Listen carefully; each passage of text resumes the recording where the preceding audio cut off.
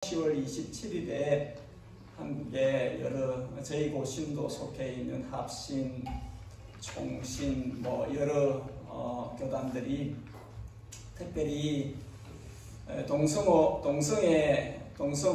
문제로 지금 그게 여기는 이미 합법화되어 있지만 한국은 지금 그 과정으로 계속 밀고 가는 그런 추세 가운데 있습니다. 한국 교회가 이를 막기 위해서 몸부림을 치고 있어요.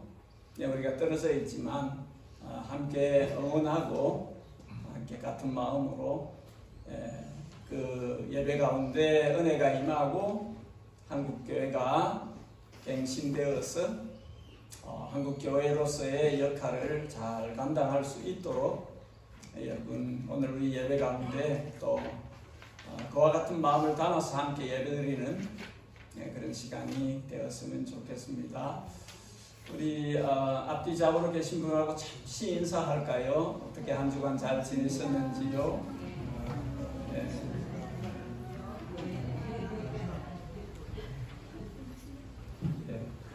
자, 우리 함께 일어나셔서 우리를 사랑하셔서 우리를 예배 자리에 초대하신 우리 주님께 찬양으로 하나님을 높여드리는 시간을 갖습니다.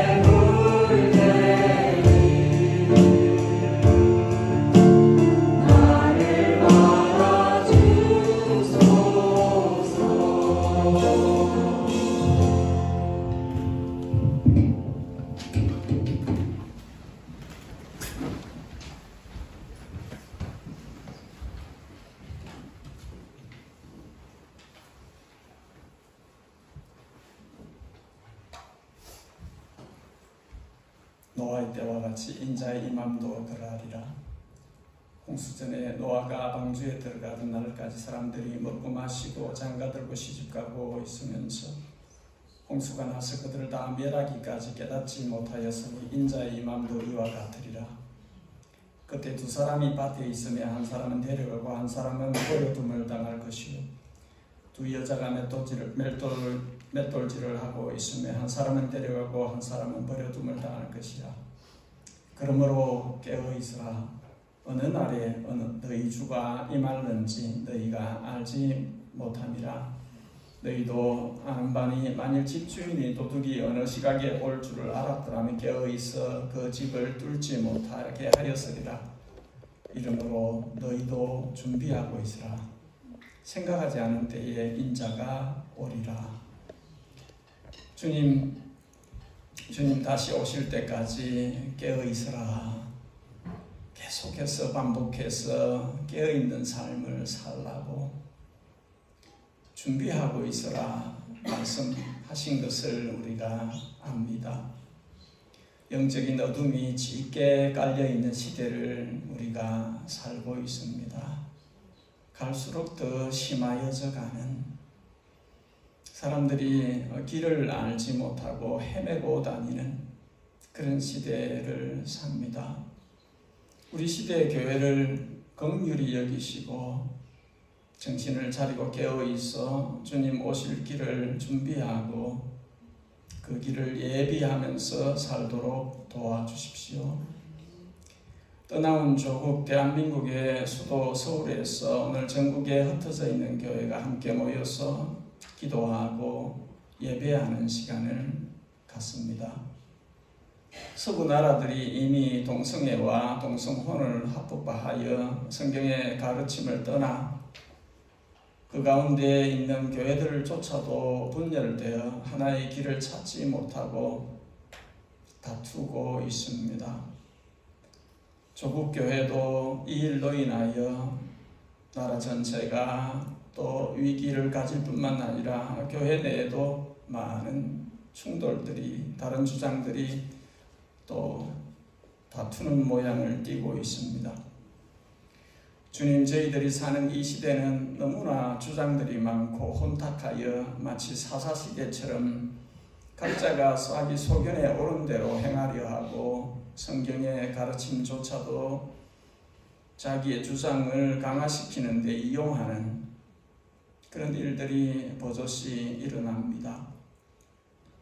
경건을 자기 이익의 자로로 사용하며 과장된 겸손으로 경건의 능력이 아니라 경건의 모양을 꾸며서 스스로를 세우려 하는 일들이 많이 있습니다.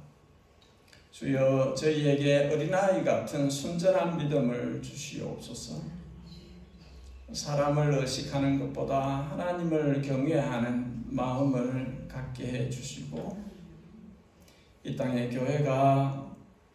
교회를 출석하고 예배를 관람하는 사람들의 모임이 아니라 교회가 되게 하시고 교회로 살게 하시며 복음의 능력을 부모가 자녀에게, 가정이 다른 가정에게 흘러보낼 수 있는 주님 기대하시는 참된 믿음을 가진 모임이 될 수 있도록 도와주시옵소서. 모든 복음 전하는 자들과 그들을 파송한 교회, 성교회를 축복하시고 또 기도로 물질로 돕는 이들을 복 주셔서 끝까지 사명을 감당할 수 있도록 은혜를 베풀어 주옵소서. 특별히 교회의 젊은이들과 아이들을 살펴봐 주시고 이들로 인해서 교회의 미래가 건강하고 경건한 그런 참된 모습의 교회로 설 수 있도록 주님께서 간섭해 주옵소서.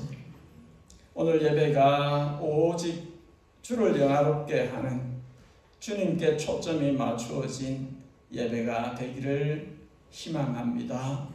영과 진리로 드려지는 예배 되게 해 주옵소서. 살아계신 우리 구주, 우리 주님, 예수 그리스도의 이름 받들어 기도 올리옵나이다.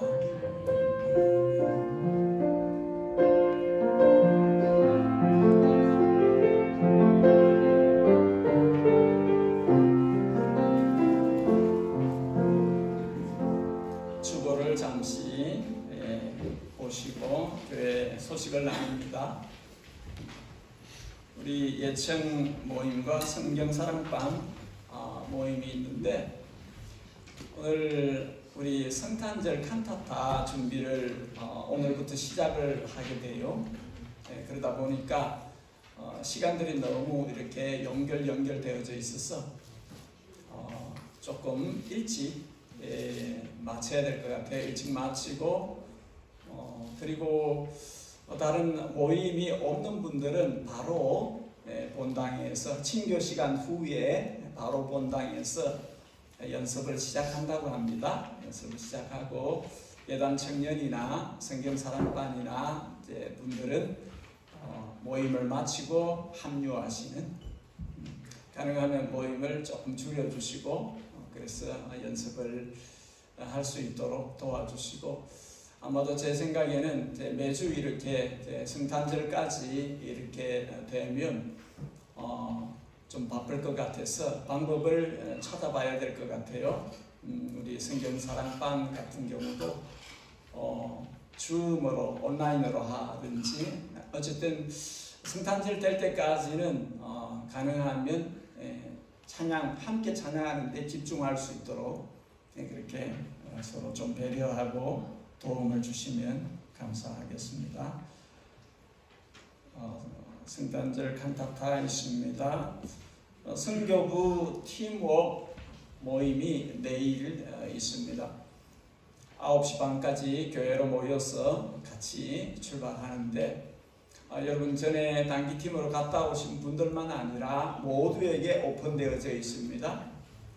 누구라도 함께 오실 수 있으십니다. 오셔서 같이 어울려서 시간을 가지면 좋겠어요. 그렇게 같이 함께 시간을 가지면서 선교에 대한 꿈도 같이 꾸는 그런 시간이 되면 좋겠습니다.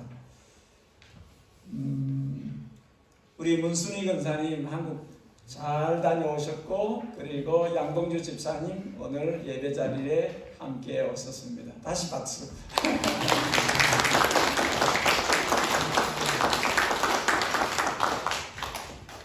감사합니다. 그리고 우리 하라 엄마께서 한국에 잠시 방문을 합니다. 건강을 돌보는 일을 하는데 기도해 주시기 바랍니다. 우리 코스타의 계절이 코앞에 왔습니다. 우리 청년 코스타, 청소년 코스타가 11월, 12월 중에 있는데 가능하면 우리 예청 그리고 청소년들이 함께 하면 좋겠고, 아마 교회에서 지원이 있는 것으로 압니다. 그래서 할 수만 있으면 다들 참여하셔서 은혜를 받는 그런 시간이 되면 좋겠습니다. 우리 교회당 청소 워킹비가 다음 주 토요일 있습니다. 다음 주인가요?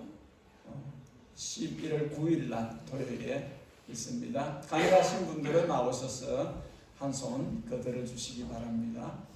이 시간에는 우리 초등부하고 중고등부는 자리를 옮기셔서 함께 좋은 시간 가지시기 바랍니다.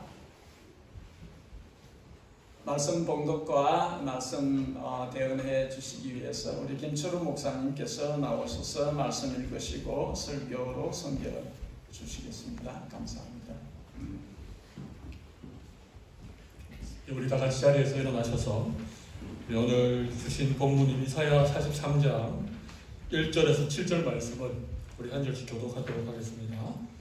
이사야 43장 1절로 7절의 말씀, 제가 먼저 1절을 읽고 우리 마지막 7절은 함께 읽도록 하겠습니다. 야곱 아들을 창조하신 여호와께서 지금 말씀하시느니라. 이스라엘아, 너를 지으시니가 말씀하시느니라. 너는 두려워하지 말라. 내가 너를 구속하였고 내가 너를 지명하여 불렀나니 너는 내 것이라. 네가 물 가운데로 지날 때에 내가 너와 함께할 것이라. 강을 건널 때에 우리 너를 침몰하지 못할 것이며 네가 불 가운데로 지날 때에 타지도 아니할 것이요 불꽃이 너를 사르지도 못하리니 대전하는 여호와 내 하나님이요 이스라엘의 거룩한 이요 내 구원자임이라. 내가 애굽을 너의 속량물로 구스와 서발을 너를 대신하여 주었노라. 네가 내 눈에 보배롭고 존귀하며 내가 너를 사랑하였은즉 내가 내 대신 사람들을 내어주며 백성들이 내 생명을 대신하리니 두려워하지 말라. 내가 너와 함께하여 내 자손을 동쪽에서부터 오게 하며 서쪽에서부터 너를 모을 것이며 내가 북쪽에게 이르기를 내놓으라. 남쪽에게 이르기를 가두어 두지 말라. 내 아들들을 먼 곳에서 이끌며 내 딸들을 땅끝에서 오게 하며. 함께 읽겠습니다. 내 이름으로 불려지는 모든 자 또 내가 내 영광을 위하여 창조한 자를 오게 하라. 그를 내가 지었고 그를 내가 만들었느니라. 아멘. 우리 평안하게 자리에 앉으시기를 바랍니다. 오늘 말씀의 제목은 너는 내 것이다. 이런 주제로 잠깐 말씀을 나누겠습니다. 자아 정체성이라는 게 있지요. 나는 누구인가? 유명한 철학자 소크라테스가 아주 유명한 철학적 명제를 남겼죠. 뭡니까? 내 자신을 알라. 내가 누구인가? 내가 누구인가? 이걸 아는 게 굉장히 중요합니다. 그걸 자기 정체성 혹은 자아 정체성이라고 그렇게 얘기를 합니다. 이걸 모르면 아주 교만한 사람이 될 가능성이 있습니다. 자기가 아무것도 아닌데 괜히 너무 교만해서 다른 사람 무시하고 하나님께도 불순종하는 이런 삶을 살 가능성이 있습니다. 아니면 자기를 비하시키는 또 이런 좋지 못한 모습으로 나타날 수도 있습니다.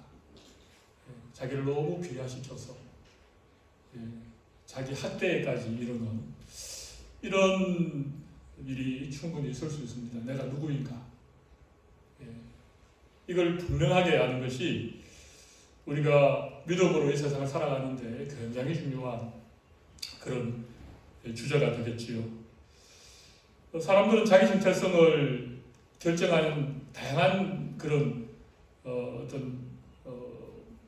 이유들이 있습니다.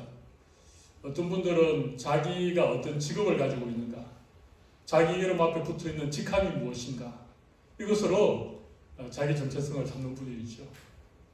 내가 의사다, 내가 판사다, 내가 검사다, 내가 목사다. 근데 이런 어떤 자기 앞에 붙는 어떤 직업의 어떤 그런 것 말고도 판사는 판사인데 부장 판사다. 이런 걸 너무 중요하게 여기는 분들이 계십니다. 나는 말단 사원에 불과해. 사원이면 어떻습니까? 부장이면 어떻고 사장이면 어떻습니까? 근데 그런 자기 앞에 두는 타이틀을 가지고 자기의 가치를 마치 이렇게 결정하는 이런 사람들이 꽤 많이 있습니다. 저도 단임 목회를 하다가 지금은 이제 무임으로, 물론 이제 예담교회 협력 사역을 하고 있지만 무임 목사가 되었습니다. 제 앞에 붙는 이름이 없습니다. 한 번도 이런 경우를 겪어보지 않았는데 제가 막상 무임 목사가 되고 보니 왜 이 앞에 붙는 직함에 대해서 사람들이 그렇게 목을 매나, 이런 마음들을 조금은 이해를 할 것 같아요. 근데 저는 그게 하나도 중요하지 않다고 생각을 합니다. 어떤 분들은 본인이 입고 있는 옷이 명품인가, 이런 것들로 자기의 정체성을 삼으려고 하는 분들도 있다고 저는 생각합니다. 어떤 가방을 들었느냐, 그죠? 얼마짜리 목걸이를 하고 있느냐, 나의 학력, 또 내가 타고 다니는 자동차, 이런 거 있지 않습니까? 내 통장에 잔고가 얼마나 있느냐, 이런 걸로 자기의 정체성을 삼으려고 하는 사람들이 생각외로 많이 있습니다. 중요하긴 하지만 그것이 내가 누구인가를 결정해 줄 그런 것들은 아니라고 생각을 해요. 어떤 분들은 자기가 추구하는 삶의 가치, 그죠? 인생의 목표, 저는 그래도 이런 것들을 가지고 자기의 어떤 삶의 정체성으로 삼는 사람들은 굉장히 건강하고 바람직한 모습이라고 생각합니다. 좋은 가치, 좀 더 나은 삶의 목적, 나만을 위한 삶이 아닌 누군가를 위한 이런 삶을 살아가는 그 자체를 자기의 인생의 어떤 정체성으로 삼고 살아갈 수도 있다는 거예요. 이렇게 살다 보면 예, 좋은 부분이긴 하지만 가끔은 내가 세워놓은 내 인생의 가치에 내 삶이 충분히 부합하지 않을 때 그때 자기의 자존감이 확 떨어지게 되는 겁니다. 그죠? 다른 사람들이 나를 어떻게 평가하는가, 나에 대해서 어떤 얘기를 하는가, 그 얘기를 듣고 막 마음이 붕 뜨고 기분이 좋거나 참 괜찮은 사람이야 이렇게 생각하다가도 나에게 좀 나쁜 말을 한다든지 내가 원치 않는 어떤 얘기를 들으면 갑자기 그냥 자존감이 땅바닥에 떨어져 버리는 그 업앤다운을 반복하는 이런 일들이 있죠. 꼭 조점과 울정이, 조울정이 있는 사람만 업앤다운이 있는 게 아닙니다. 자기 정체성이 분명하지 않으면 날로 훔치는 거예요. 근데 중요한 건 내가 나를 생각하는 것도 중요하지만 다른 사람들이 나를 평가하는 것도 중요하지만 진짜 중요한 것은 하나님이 나를 누구라고 하느냐.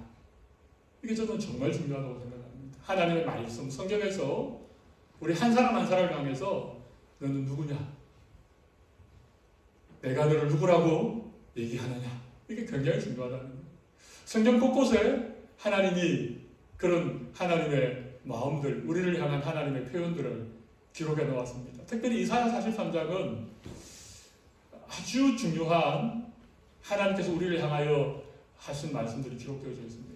다른 내용들도 많이 있지만 저는 오늘 설교의 주제에 따라서 하나님이 나를 누구라고 하느냐 이 부분에 초점을 맞추어서 좀 간략하게 세 가지만 네, 말씀을 드립니다. 첫 번째는요, 하나님은 너는 내 것이다 그렇게 말씀하시고 오늘 본문 1절을 다시 한번 보겠습니다. 우리 같이 한번 읽어봅시다.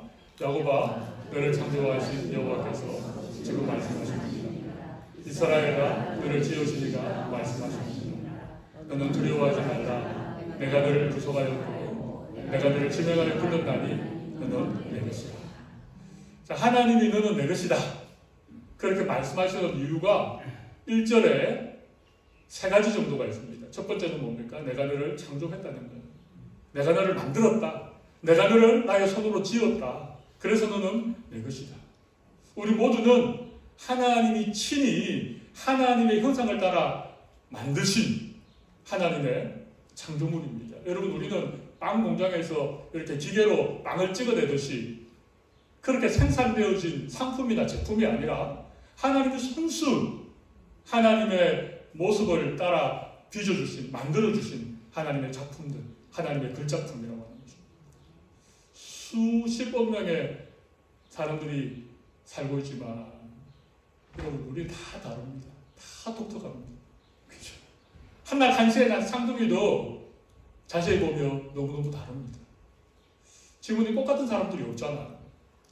내가 누구와 다르다는 것은 하나님 나를 친히 만드셨다는 증거입니다. 누구와 똑같아질 필요가 없습니다. 나만의 독특함. 하나님 나를 만드셨기 때문에 너는 내 것이야. 그렇게 말씀하셔요. 두 번째는 뭡니까? 내가 너를, 이거 발음 잘 하셔야 됩니다. 악센트를 구속하였고 이러면 안 됩니다. 구속하였고.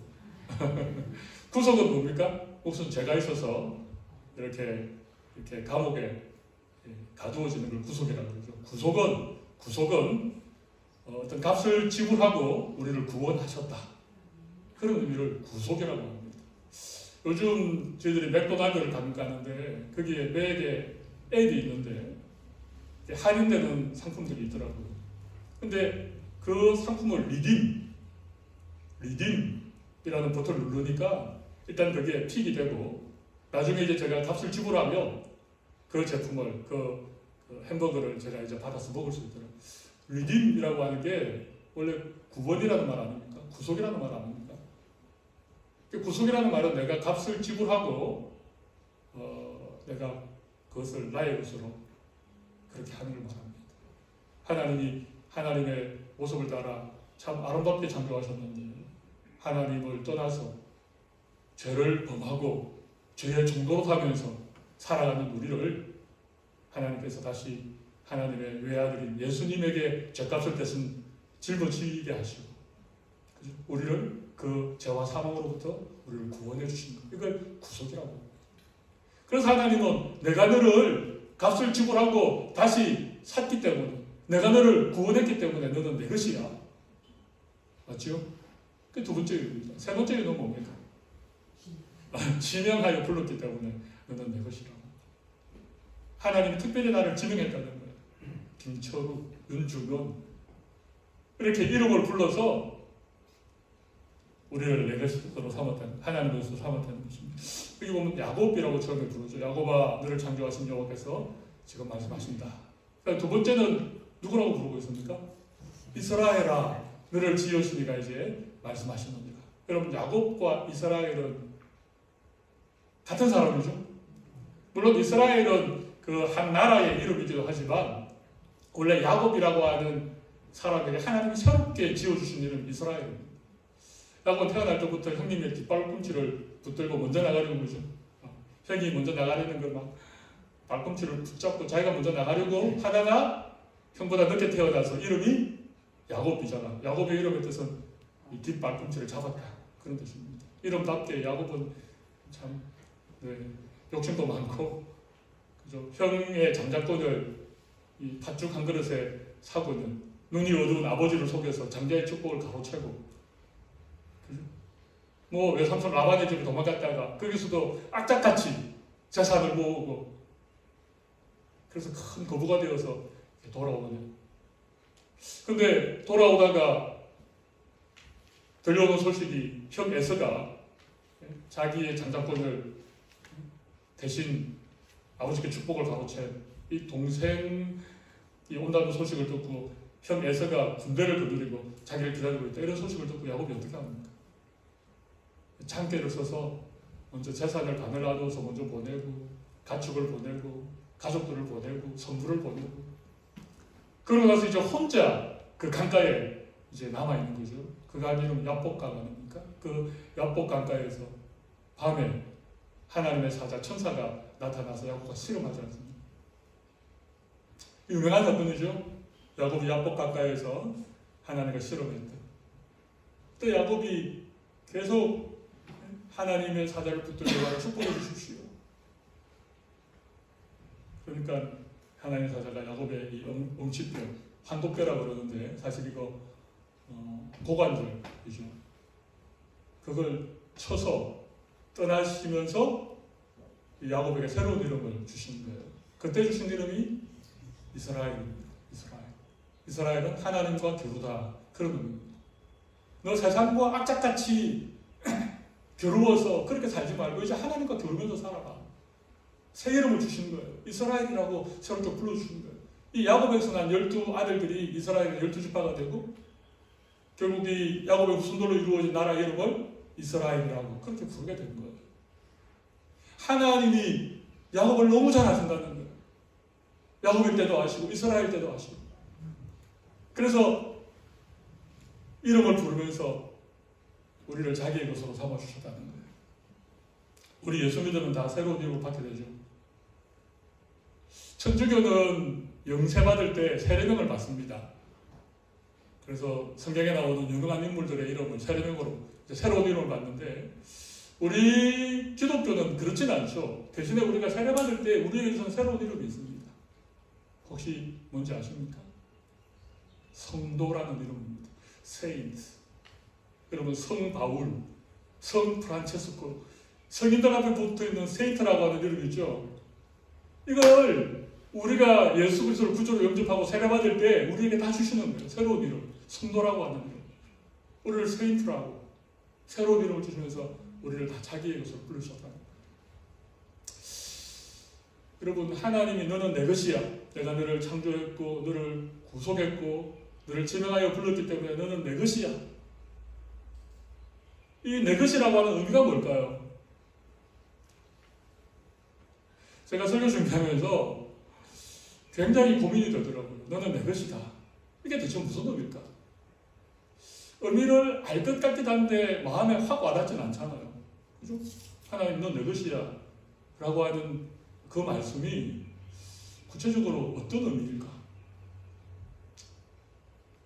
제가 계속 이 부분을 두고 생각하고 또 생각하다가 그렇구나. 하나님이 너는 내 것이야 라고 하는 이 말씀은요, 아주 쉽게 말하면 내가 너를 책임지겠다 그런 의미입니다. 내가 너를 책임지겠다. 보통 남자들이 연애하면서 여자친구 보고 이제 넌 내 거야. 그 말은 무슨 말입니까? 내가 너를 평생 책임지겠다. 먹여 살리겠다. 그 말 아닙니까? 하나님이 너는 내 것이야 라고 말하는 것은 내가 너를 책임지겠다. 이제부터 너의 인생은 내가 책임진다. 내가 너를 보호하겠다. 물 가운데로 지날 때에, 강을 건널 때에, 불꽃 사이로 지날 때에 물이 너를 삼키지도 못하게 하고 불이 너를 사르지도 못하도록 내가 너를 보호하겠다. 내가 너를 책임지겠다. 이 얘기입니다. 놀라운 얘기 아닙니까? 우리가 그런 사람입니다. 우리 하나님의 것입니다. 하나님이 나를 책임져주는 그런 인생입니다. 이게 우리의 정체성입니다. 두 번째는요, 너를 사랑하겠다는 거예요. 내가 너를 사랑한다. 두 번째 뭐라고요? 내가 너를 사랑한다. 우리 4절 말씀을 다시 한번 읽어봅시다. 내가 내 눈에 보배롭고 존귀하며 내가 너를 사랑하였은지요. 내가 내 대신 사람들을 내어주며 백성들이 내 생명을 대신하리라.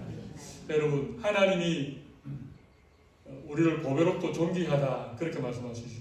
우리 이런 말씀 잘 알죠? 이런 찬양도 있고 하나님 나라를 얼마나 보배롭고 얼마나 존귀하게 이기는가. 근데 잘 보시면 여기서 놓치지 말아야 될 단어가 하나 있습니다. 그게 뭔가 하면 내 눈에 라는 단어입니다. 이게 무슨 말입니까? 네가 내 눈에 보배롭고 존귀하다는 거예요. 이 말은 다른 사람의 눈에는 내가 별 볼 일 없는 사람일 수 있다는 거예요. 뭐 번번한 직장도 없고 이름 앞에 내세울 직함도 없고 명품도 가지지 않았지만 하나님의 눈에 너는 보배롭고 너는 존귀하다. 하나님이 아무것도 아닌 우리를 보배롭고 존귀하게 보시는 이유가 뭐라고요? 내가 너를 사랑하기 때문이라는 거예요. 내가 너를 사랑하였은즉 너는 내 눈에 보배롭고 존귀하다는 것입니다. 하나님 우리를 사랑한다는 게 이런 의미입니다. 하나님의 사랑은 무조건적인 사랑이죠. unconditional love. 조건이 없는. 우리 예담 청년부에 이런 남자를 찾고 있는 여자 청년이 한 명 있습니다. 있습니다. 근데 사실은 예수님 외에는 없긴 해요. 근데 그와 약간 비슷한, 거의 조건을 따지지 않는 그런 사람들은 있습니다만 이 세상 사람은요, 조건을 따지지 않을 수 없습니다. 무조건적인 사랑은 이 세상에는 없어. 그런데 하나님은 우리를 사랑하실 때 아무 조건 없이 사랑한다는 거예요. 내가 사랑을 받을 만한 자격이 있는 것도 아니고 사랑을 받을 만큼 예쁜 것도 아니고 사랑을 받을 만큼 하나님께 착하고 예쁜 짓을 많이 한 것도 아닌데 하나님 그냥 무조건적으로 우리를 사랑하기 때문에 하나님의 눈에 우리는 어떻게 보인다고요? 보배롭고 존귀하게 보인다는 거예요. 하나님 우리를 보시는데 그렇게 보신다는 것입니다. 자, 옆에 계신 분들에게 하나님은 집사님을, 권사님을 보배롭고 존귀하게 보십니다. 이렇게 한번 해볼까요?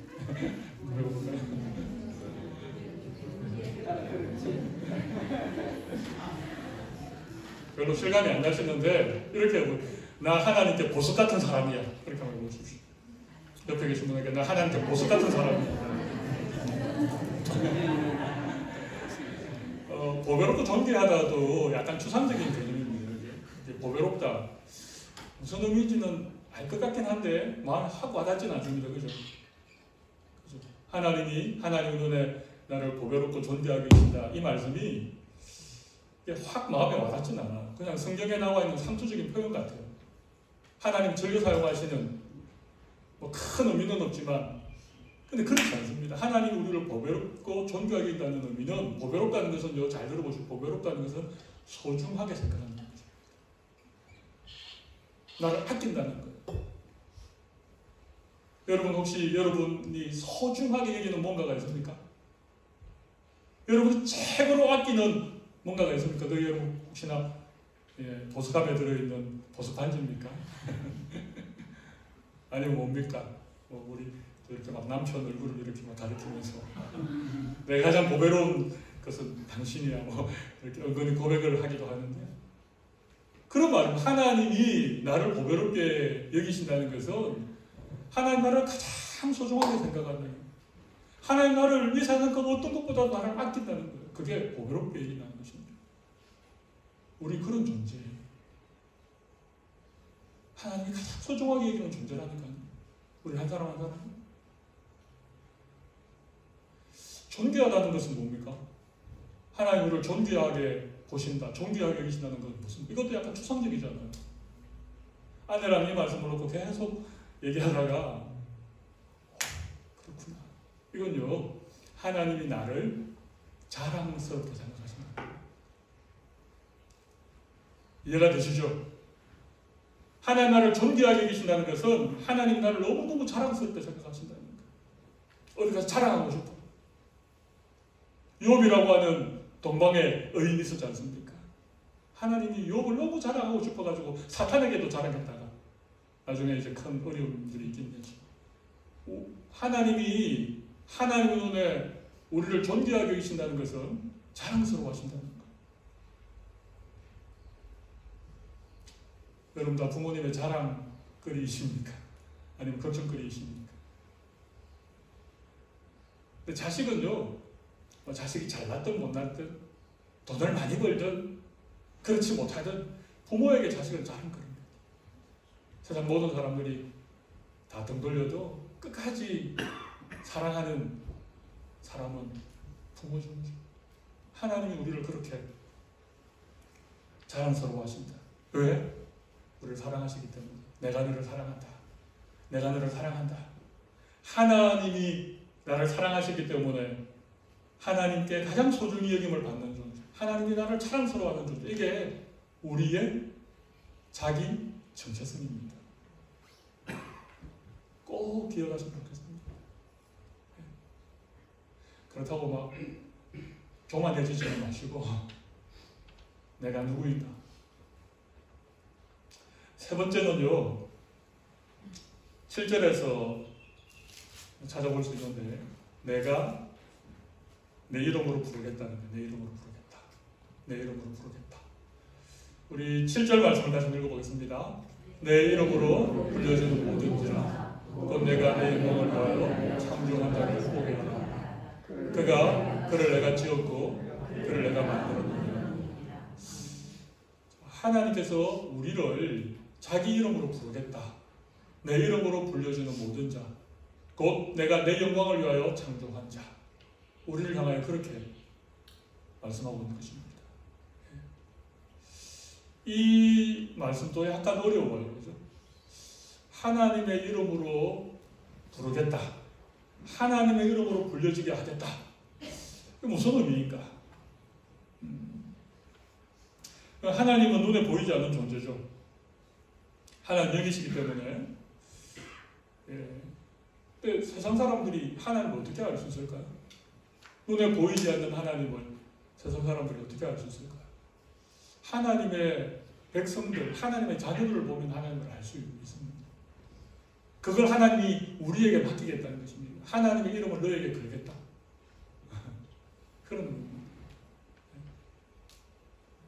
우리가 하나님께 영광을 돌리며 하나님의 이름이 영광을 받으시고, 그죠?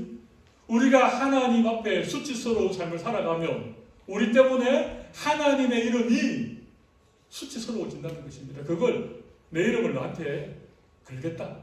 내 이름을 너한테 맡기겠다. 약간 좀 책임감이 느껴지는 말씀이지만 하나님은 그 정도로 우리 한 사람 한 사람에 대한 믿음을 가지고 있다는 거예요. 이 말은요, 하나님이 우리를 향한 신뢰를 말합니다. 신뢰.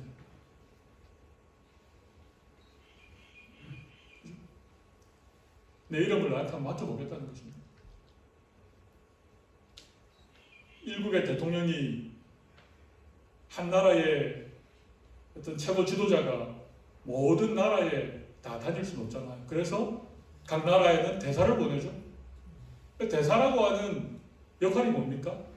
대통령을 대신해서, 한 나라의 최고 지도자를 대신해서 그 이름을 걸고 다른 나라에 가서 자국의 어떤 이익을 위해서 활동하는 사람이 대사관들 아닙니까? 하나님은 우리를 하나님의 대사로 이 세상에 보내신 거예요. 하나님의 이름을 나에게 맡기고 우리를 보내신 거예요. 그러니까 우리 대단한 신분의 그런 존재들이라고 하는 사실입니다. 하나님이 우리를 신뢰하지 않는데 그렇게 하진 않으시겠죠. 너는 내 것이다. 이게 뭐라고요? 책임지겠다. 그죠? 내가 너를 사랑하였은즉 너를 내 눈에 보배 고청자 되게 뭐라고? 너를 소중하게 여기고 너를 자랑스러워하게. 내 이름으로 불리워지는 모든 자, 내 이름으로 부르겠다. 이게 뭐라고? 내가 너를 믿는다. 너를 신뢰한다. 너에게 내 이름을 맡기겠다. 제가 오늘 좀 여러분이 이해하기 쉬운 말로 말씀을 드렸습니다. 네. 저는 이 말씀을 읽고 묵상하는 가운데 내가 하나님께 그런 존재구나. 네. 정말 보잘것없는데 별로 사랑할 만한 것이 없는데 근데 하나님은 나를 그렇게 보지 않으십니다. 세상 사람들이 바라보는 그런 관점으로 다른 사람들이 나를 좀 별로라고 생각하는 그런 관점으로 나를 보지 않고 너는 내 것이다 말씀해 주시고 너를 사랑한다 말씀해 주시고 내 이름을 맡기겠다. 이것이 우리의 자기 정체성이 되면 좋겠습니다. 우리 신앙의 정체성. 이런 정체성을 가지고 좀 살아갈 수 있으면 참 좋겠다. 그래서 우리 너무 그냥 세상이 돌아가고 내 삶에 일어나는 수많은 고난과 어려운 그런 어떤 사건들 그 소용돌이 안에 그냥 묻혀서 살아가지 말고 가끔씩은 하나님이 나를 어떻게 생각하시는가? 내가 어떤 존재인가? 나는 누구인가? 이런 것들을 확인하고 우리 좀 다시 한번 힘내어서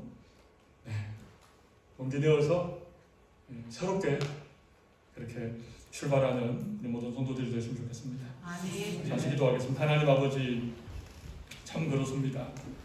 우리 참 보잘것없고 자주 넘어지고 하나님의 마음을 실망시킬 때가 참 많은 존재이지만 하나님께서 우리를 이렇게 보배롭고 이렇게 존귀한 자들로 하나님이 바라봐 주신다는 사실을 저희들 꼭 기억하게 하셔서 우리가 세상 속에 살아가지만 우리를 보고 하나님이 살아계시다는 것을 그들이 느낄 수 있는 그런 삶 살아가게 하시고 참 풍파가 많은 세상 속에서 두려움도 있고 염려도 있고 걱정도 있지만 너는 내 것이기 때문에 내가 너를 끝까지 책임지겠다라고 하시는 이 말씀에 우리가 힘을 얻고 두려워하지 않고 용기 있게 믿음의 걸음을 오늘 또 걸어갈 수 있도록 우리 한 사람 한 사람을 격려해 주시고 축복해 주시옵소서.